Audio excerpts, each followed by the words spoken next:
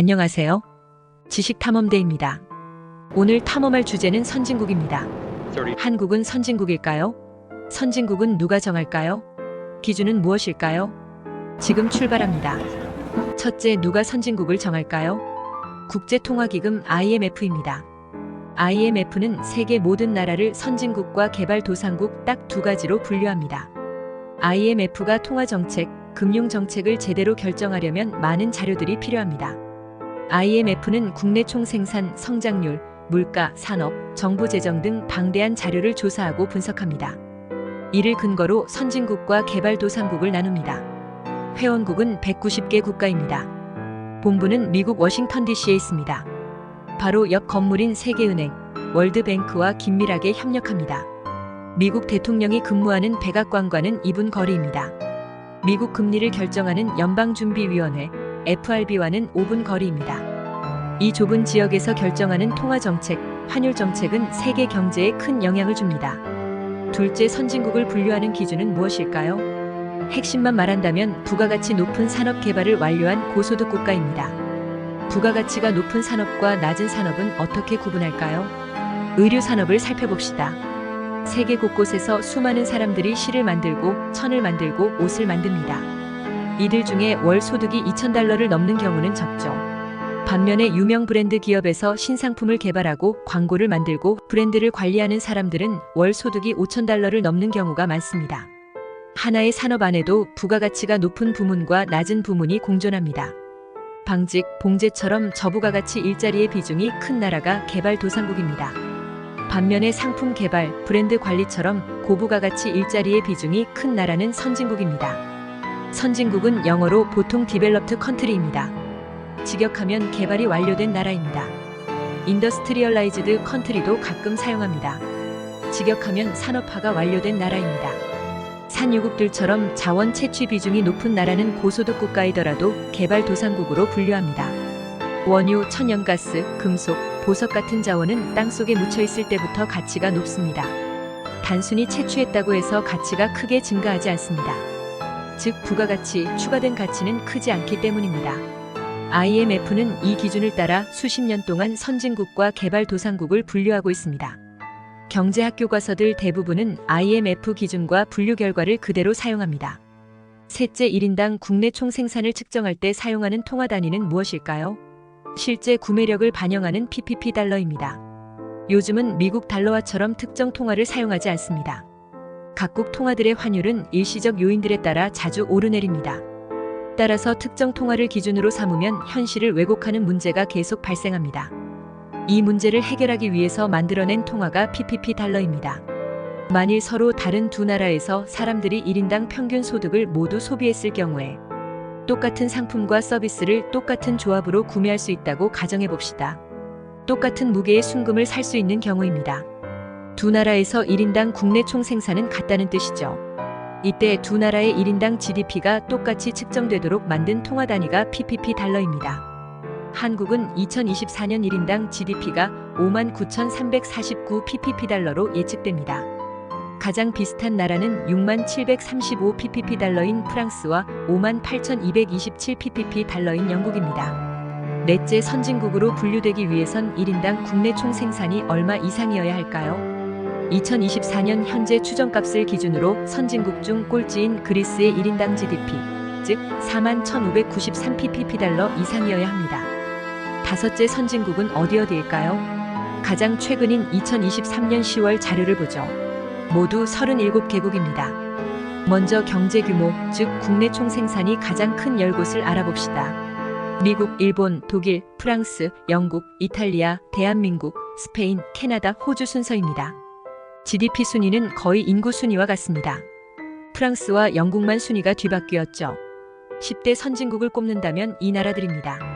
선진국 중 인구가 2천만 명을 넘는 나라는 10개국인데 이들이 경제 규모에서도 10대국입니다. 한국은 경제 규모도 7위, 인구도 7위입니다. 한국을 기준으로 경제 규모를 비교하면 미국은 9.15배로 크고 호주는 0.58배로 작습니다. 한국과 경제 규모가 가장 비슷한 나라는 이탈리아, 스페인, 캐나다입니다. 한국을 기준으로 비교하면 이탈리아는 1.08배, 스페인은 0.82배, 캐나다는 0.81배 규모입니다. 11위부터 20위까지를 보면 네덜란드, 스위스, 벨기에, 싱가포르, 아일랜드, 스웨덴, 오스트리아, 이스라엘, 체코, 포르투갈입니다. 한국을 기준으로 보면 경제 규모가 0.44배에서 0.26배까지 작은 나라들입니다. 여기까지 20대 선진국이라고 할 수 있죠. 21위부터 30위까지를 보면 노르웨이, 덴마크, 그리스, 핀란드, 뉴질랜드, 슬로바키아, 크로아티아, 리투아니아, 슬로베니아, 룩셈부르크입니다. 한국을 기준으로 보면 경제 규모가 0.15배에서 0.03배, 즉 15%에서 3%인 더 작은 나라들입니다. 끝으로 31위부터 37위까지를 보면 라트비아, 에스토니아, 키프로스, 몰타, 아이슬란드, 안도라, 산마리노입니다. 한국을 기준으로 경제 규모가 3%에서 0.1%인 아주 작은 나라들입니다. IMF는 UN 회원국이 아닌 곳도 선진경제권으로 분류합니다. 타이완, 홍콩, 마카오, 푸에르토리코입니다. 지금부터는 더 깊은 지식을 탐험해봅시다. 선진국이라는 단어를 더욱 정확하고 쓸모있게 사용하기 위한 꿀팁을 찾아봅시다. 경제가 아닌 분야에서 선진국이라는 단어를 사용하면 대부분 잘못입니다. 우리나라는 선진국 되려면 멀었어. 정치 때문이야? 언론 때문이야? 시민의식 때문이야? 사건 사고들 때문이야? 이런 표현들은 모두 오류입니다. 선진국을 분류할 때 정치, 언론, 시민의식, 사건 사고 같은 것은 묻지도 따지지도 않습니다. 사회, 역사, 문화, 예술도 따지지 않습니다. 정치 수준이 높은 나라는 민주국가, 정치 강국, 정치 모범국이라고 불러야지 선진국이라고 하면 부정확한 말이 됩니다. 실제로 선진국이지만 권위주의 국가인 나라들도 있습니다. 사람들이 이렇게 혼동하는 이유는 선진국은 여러 분야가 모두 우수한 나라다 라고 잘못 생각하기 때문입니다. 선진국을 유토피아인 듯 착각하기 때문입니다. 언론 수준이 낮은 나라에서 언론 때문에 선진국이 아니야. 이렇게 생각하는 국민이 많다면 쓸데없는 논란만 커집니다. 선진국이 되었으니 이제는 언론도 개선시켜야지라고 생각하는 국민이 많을 때라야 개선을 기대할 수 있습니다. 고부가 가치 산업을 개발하는 일과 언론을 개선시키는 일은 과제도 다르고 방법도 다르기 때문입니다. 선진국이란 수학 성적이 높은 학생과 비슷합니다. 수학 성적이 높다고 해서 건강할지, 친구 관계가 좋을지, 일상을 즐겁게 보낼지는 알 수 없습니다. 수학 성적은 높은데 건강이 약한 학생이 만일 건강이 나쁘니까 수학 성적도 높다고 할 수 없어. 이렇게 생각한다면 황당하겠죠? 수학 성적은 되었고 이제 건강도 더 챙겨보자라고 생각할 때 개선을 기대할 수 있습니다. 수학 성적을 높이는 방법과 건강을 개선하는 방법은 서로 다르기 때문입니다. 경제 분야 안에서도 선진국이라는 단어를 잘못 사용하는 경우가 많습니다. 우리나라는 선진국 되려면 멀었어. 성장률 때문이야? 세금 때문이야? 복지 때문이야? 산업재해 때문이야? 이런 표현들도 모두 오류입니다. 선진국을 분류할 때 성장률, 세금, 복지, 산업재해 같은 것은 묻지도 따지지도 않습니다. 복지 수준이 높은 나라는 복지국가이지 선진국과 직접적 관계가 없습니다.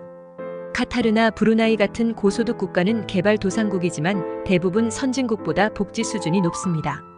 선진국이지만 의료 시스템의 문제가 심각해서 병원 가기 어려운 국민이 많은 나라도 있습니다. 산업재해가 심각한 나라라면 산재가 심각하니까 선진국이 아니야라고 생각하는 국민보다 선진국도 되었는데 산재도 줄여보자라고 생각하는 국민이 많을 때 개선을 기대할 수 있습니다. 수학 성적은 높은데 영어 성적은 낮은 학생을 생각해보면 쉽게 이해할 수 있습니다. 영어를 잘하지 못하니까 수학을 잘한다고 할 수 없어라고 한다면 이상한 생각이죠? 수학은 잘하니까 이제 영어 실력도 키워볼까라고 생각할 때 개선을 기대할 수 있습니다. 오늘 탐험한 지식을 정리해봅시다. 선진국과 개발도상국을 분류하는 곳은 IMF입니다. 선진국은 여러 분야가 모두 우수한 나라가 아닙니다. 단지 부가가치가 높은 산업 개발이 완료된 나라가 선진국입니다. 현재 1인당 국내 총생산이 4만 1000ppb 달러를 넘으면 선진국입니다. 한국은 선진국이며 선진국 중에서 경제 규모 순위가 7위입니다. 선진국이라는 단어를 쉽고 정확하게 사용하는 사람들이 많아지고 우리 사회에서 산업 개발 이외의 여러 분야도 골고루 발전하기를 기대해 봅니다. 오늘 탐험을 마치겠습니다. 감사합니다.